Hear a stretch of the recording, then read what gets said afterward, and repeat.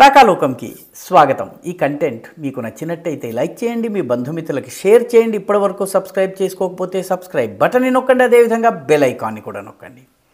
మిత్రులారా, Donald Trump ప్రస్తుతం tsunami స్పీడ్లో పనిచేస్తున్నారు. ముఖ్యంగా అమెరికాలో అక్రమంగా చొరబడ్డ వాళ్ళని పంపించే పనిలో ఉన్నారు.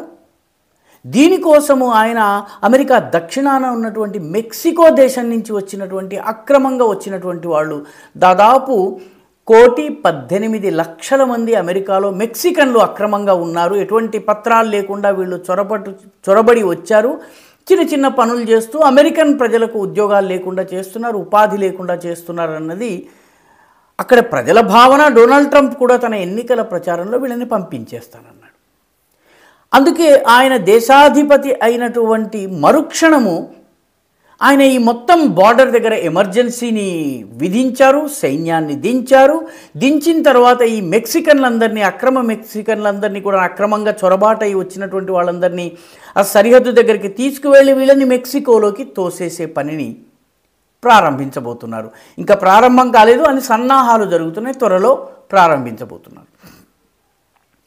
సహజంగా చాలామందికి వచ్చేటటువంటి ప్రశ్న ఏంటంటే, ఏ రకమైనటువంటి సమస్యతో అమెరికా బాధపడుతుందో, మెక్సికో నుంచి చొరబాటు, మెక్సికో నుంచి అక్రమ వలసదారులు రావడాన్ని ఏ రకంగానైతే అమెరికా వ్యతిరేకిస్తోందో, అమెరికన్లు వ్యతిరేకిస్తున్నారో, డొనాల్డ్ ట్రంప్ వ్యతిరేకిస్తున్నారో, అదేవిధంగా భారతదేశంలో దాదాపు 2 కోట్ల మంది బంగ్లాదేశీలు ఉన్నారు.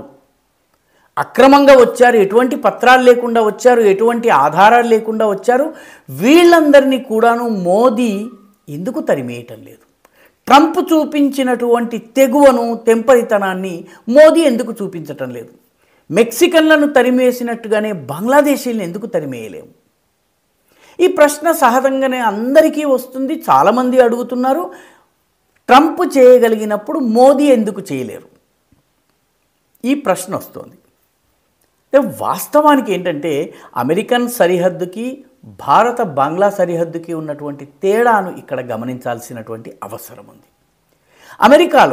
అమెరికాకి మెక్సికోకి ఉన్నటువంటి సరిహద్దు దగ్గర మెక్సికన్ డిజర్ట్ అంటే ఎడారి ఉంది కాబట్టి అక్కడ జనావాసాలు లేవు కాబట్టి అక్కడ అక్రమంగా చొరబాటు చేసే వాళ్ళని గుర్తించవచ్చును. వాళ్ళని గుర్తించిన తర్వాత వాళ్ళని వెనక్కి పంపించవచ్చును. కాబట్టి సులువుగా ఈ 2 దేశాల మధ్య సరిహద్దుకు సంబంధించి ఎటువంటి ఒప్పందము లేదు కాబట్టి అమెరికా చాలా దృఢంగా వ్యవహరించడానికి, తక్షణము పంపించేయడానికి వీలుంది. కానీ అదే భారత బంగ్లాదేశ్ సరిహద్దు దగ్గరకు వచ్చేటప్పటికి 4,096 కిలోమీటర్ల పొడవైనటువంటి ఈ సరిహద్దు బహుశా ప్రపంచంలో ఇటువంటి సరిహద్దు మరెక్కడా ఉండదు. ఎందుకంటే చాలా చోట్ల ఇంటిలోని ముందు భాగము, డ్రాయింగ్ రూమ్ భారత్లో ఉంటుంది. ఆ ఇంటికి సంబంధించిన టాయిలెట్స్, వంటిల్లు బంగ్లాదేశ్లో ఉంటుంది. అదేవిధంగా ఇల్లు ఇండియాలో ఉంటుంది, పొలం బంగ్లాదేశ్లో ఉంటుంది, ఇల్లు బంగ్లాదేశ్లో ఉంటుంది, పొలం భారతదేశంలో ఉంటుంది. ఈ రకమైనటువంటి పరిస్థితి సరిహద్దు మొత్తం అంతా కూడా వ్యాపించి ఉంది.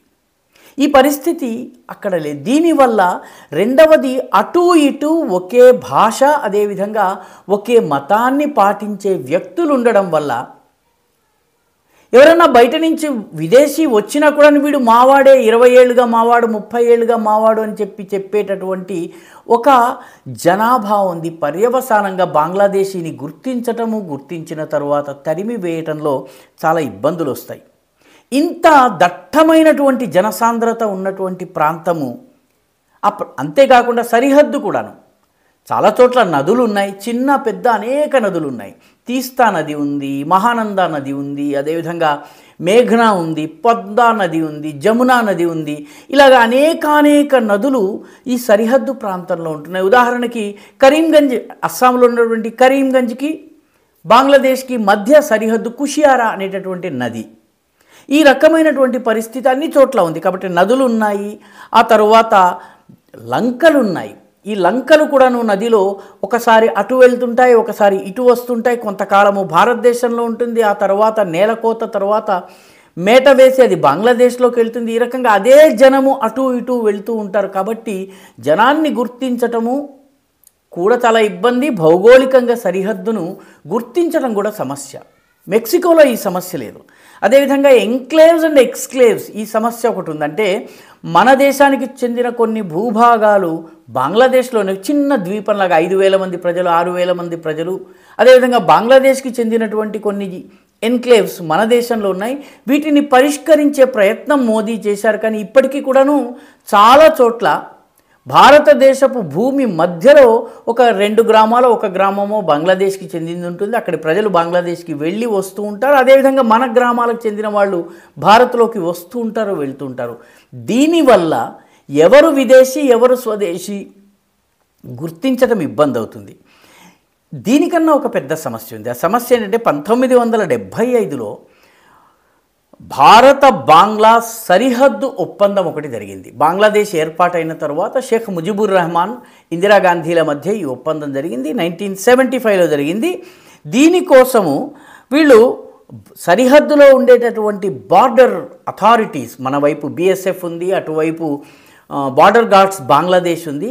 ఈ ఇద్దరికి కూడాను కొన్ని గైడ్లైన్స్ జారీ చేయడం జరిగింది. ఈ గైడ్లైన్స్ ప్రకారం, ఈ ఆదేశక సూత్రాల ప్రకారము సరిహద్దు రేఖకి 150 మీటర్లు అటువైపు, 150 మీటర్లు ఇటువైపు, 300 మీటర్ల వరకు ఎలాంటి రక్షణ కట్టడాలు కట్టడానికి వీల్లేదు. ఇది ఒప్పందంలో అంతర్భాగము. కాంగ్రెస్ ప్రభుత్వం చేసుకున్నటువంటి ఒక విచిత్రమైన విడ్డూరమైనటువంటి ఒప్పందం. దీనివల్ల బంగ్లాదేశ్ సరిహద్దుకు నిర్మాణాలు చేపట్టలేదు, భారత్ కూడా చేపట్టలేదు. అందుకే భారతదేశము సరిహద్దు కంచె నిర్మాణం చేయాలని ప్రయత్నించినప్పుడు బంగ్లాదేశ్ అభ్యంతరం వ్యక్తం చేసింది. బంగ్లాదేశ్ అభ్యంతర పెట్టిన తర్వాత 150 మీటర్లు లోపలికి మనం కంచె నిర్మాణం చేయడం జరిగింది. అయినప్పటికీ నదులు ఉన్నాయి, తర్వాత మిగతా అవరోధాల కారణంగా మొత్తం 4096 కిలోమీటర్లలో 3144 కిలోమీటర్లు మాత్రమే, అంటే సరిహద్దు కంచె నిర్మాణం జరిగింది. మరొక 1000 కిలోమీటర్ల మేరకు సరిహద్దు కంచె నిర్మాణము జరగలేదు. కాబట్టి ఇప్పుడు భారతదేశం ఏ సరిహద్దు ట్రెంచ్ నిర్మాణం చేసినా, ఒక అవుట్ పోస్ట్ నిర్మాణం చేసినా బంగ్లాదేశ్ 1975 ఒప్పందాన్ని ఉటంకిస్తోంది. పర్యవసానంగా భారతదేశము ప్రస్తుతము ఇది ఉన్నప్పటికీ కూడా 150 మీటర్ల లోపున కాకుండా 150 మీటర్లు దాటిన తరువాత చెక్ పోస్టులను ఏర్పాటు చేయటము, బిఎస్ఎఫ్ని మోహరించటము, అదేవిధంగా సీసీటీవీలు పెట్టడము, నైట్ విజన్ కెమెరాలు పెట్టడము, వీటి ద్వారా విదేశీయుల్ని గుర్తించే పని చేస్తోంది. బంగ్లాదేశ్ 150 మీటర్ల తర్వాత అటువైపు కంచె నిర్మాణం చేసుకుంటానని చెప్పింది. కొన్ని చోట్ల చేసింది, చాలా చోట్ల ఇంకా చేయలేదు.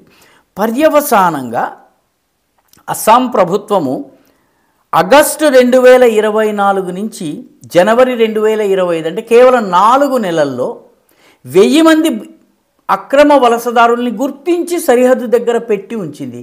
వాళ్ళని అటువైపు పంపడానికి వీల్లేనటువంటి పరిస్థితి. ఇదే కాకుండా బార్డర్ గార్డ్స్ బంగ్లాదేశ్కి బిఎస్ఎఫ్కి మధ్య నిత్య ఘర్షణ జరుగుతూ ఉంటుంది.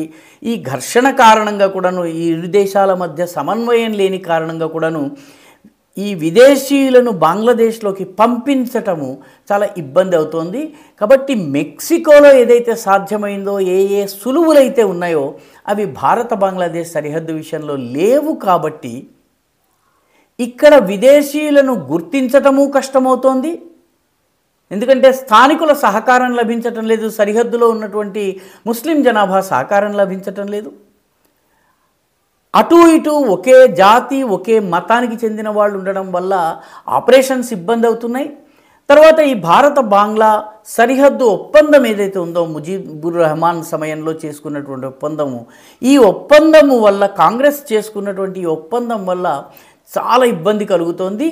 వీళ్లను ఏరివేసే విషయంలో అస్సాంలో మరొక సమస్య ఏంటంటే, అస్సాంలో 85లో రాహుల్ గాంధీ, మళ్ళీ కాంగ్రెస్ నాయకుడు, ఆయన